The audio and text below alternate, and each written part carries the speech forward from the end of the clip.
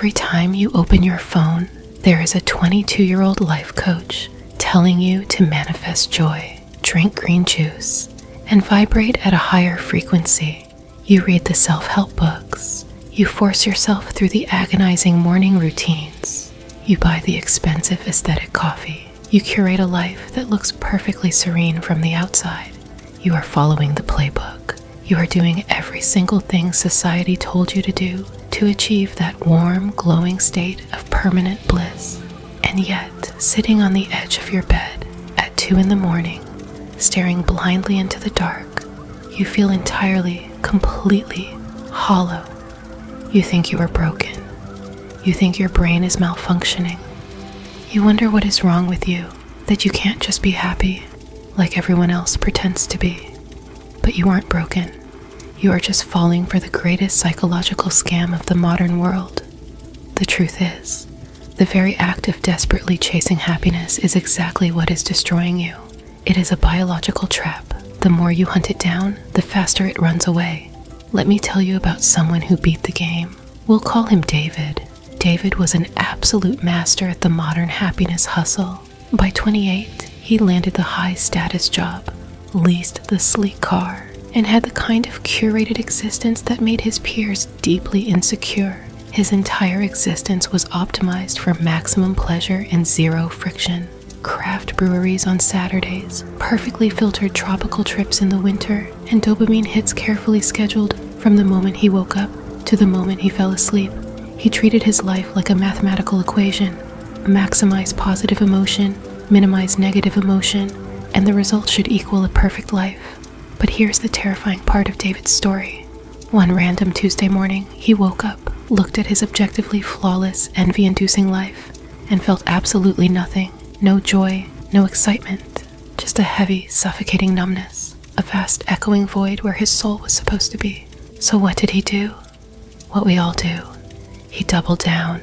He bought more expensive things. He booked more extreme vacations. He downloaded 3 different meditation apps to aggressively force his brain into a state of zen. He started biohacking his sleep and tracking his mood like a day trader watching a stock ticker. He was furiously chasing the high, treating happiness like a metric he could manipulate. But a dark irony took hold. Instead of getting happier, he became paralyzed by anxiety. The obsession with feeling good made him hyper-aware of every single microsecond he felt bad. A tiny inconvenience, like a delayed train or a mildly critical email, ruined his entire week because it violently violated his baseline requirement to be happy. He became a tyrant of his own emotions. He was suffocating under the crushing weight of his own expectations. He wasn't actually living a life. He was running on a hedonistic treadmill, sprinting at top speed, exhausted and out of breath, just to stay in the exact same empty place. Here is the hard, uncomfortable truth that David had to learn and that you need to swallow right now. It's called the Paradox of Hedonism. The philosopher John Stuart Mill figured this out a long time ago, and modern psychology has proven him entirely correct. He realized that the only way to genuinely experience happiness is to explicitly stop trying to be happy. Think about the mechanics of your own mind. When are you actually truly the happiest? It is never, not once, when you are sitting on a couch, actively trying to force yourself to feel good. It is when you are entirely lost in something else, when you are deep in the flow of working on a complex project, when you are sweating through a grueling workout, when you are intensely listening to a friend who needs help. The exact millisecond you stop and ask yourself if you are happy right now, the feeling vanishes. The illusion shatters. It's like trying to catch a shadow or look directly at a dim star.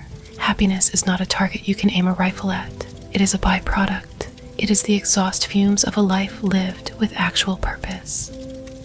Enter Viktor Frankl. If anyone had the right to declare life a miserable, pointless exercise in suffering, it was Frankl. He was a psychiatrist who survived the absolute darkest abyss of human history. 4 different Nazi concentration camps. He was violently stripped of everything that makes a human life recognizable. His pregnant wife, his parents, his brother, his career, his dignity, every single conceivable avenue for pleasure, comfort, or happiness was erased from his existence. He was left with nothing but cold, starvation, disease, and the constant looming threat of death. Yet, in the middle of unimaginable, screaming suffering, Frankl noticed something profoundly disruptive to our modern worldview. The prisoners who survived the longest weren't the optimists. They weren't the ones hoping for a happy ending or dreaming of pleasure. The survivors were the ones who had a meaning to hold on to, a scientific manuscript they needed to rewrite, a child hidden away in a foreign country they hoped to see again, a tiny, seemingly insignificant shred of responsibility that made their agonizing suffering actually matter. Frankl survived and developed a philosophy called logotherapy. It boils down to one brutal, beautiful, liberating truth. Human beings are not fundamentally driven by the pursuit of pleasure. We are driven by the pursuit of meaning. When you have a massive, compelling reason to live for, you can bear almost any horrific condition. But modern society flipped the script. We made cheap pleasure the ultimate goal and told you to avoid suffering at all costs. We conditioned you to believe that if you feel pain, stress, grief, or sadness, you are failing at life. That is a toxic lie. A life without suffering is biologically and physically impossible, but a life without meaning is utterly unbearable. When you chase happiness, you spend your life running away from the very struggles, the heavy responsibilities, and the monumental burdens that actually forge a meaningful existence. You become fragile. You shatter at the first sign of emotional discomfort. But when you chase meaning, you willingly walk directly into the fire. You take on the impossibly hard job. You build the difficult, messy relationship. You embrace the agonizing struggle. And strangely, mysteriously, when you are exhausted and covered in the ash of your own hard work, that is exactly when happiness sneaks up and taps you on the shoulder. So, how do we fix this corrupted programming? How do we break violently out of the happiness trap and actually start living a life of substance? Here are 3 ruthless, highly uncomfortable steps you are going to take, starting today. Step 1. Stop monitoring your mood. Delete the happiness tracking apps off your phone right now. Stop journaling about your feelings every time you feel a slight dip in energy. Stop asking yourself how you feel right now 50 times a day. You are a human being, not a faulty thermostat. By constantly taking your emotional temperature, you are just feeding your own neurosis and anxiety. You must accept that human emotion is wild and chaotic. You are going to feel sad. You are going to feel intensely angry, desperately bored, and deeply tired. That is not a glitch in your biology. That is the operating system functioning exactly as it should. Let the weather of your mind do whatever it wants to do. Ignore the storm in your head and focus entirely on what you are doing with your hands. Step 2. Pick up a remarkably heavy burden.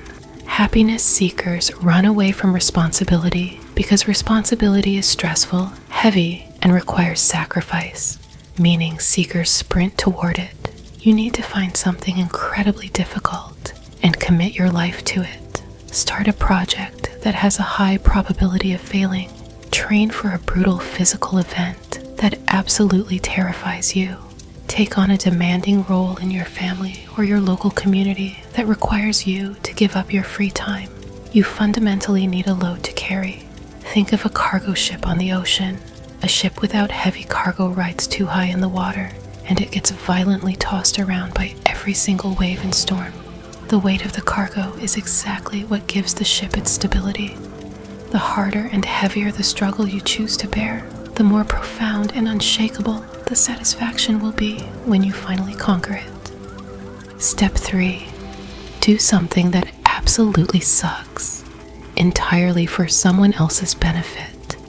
The absolute quickest, most aggressive way to cure the modern disease of self-obsession is to serve another human being.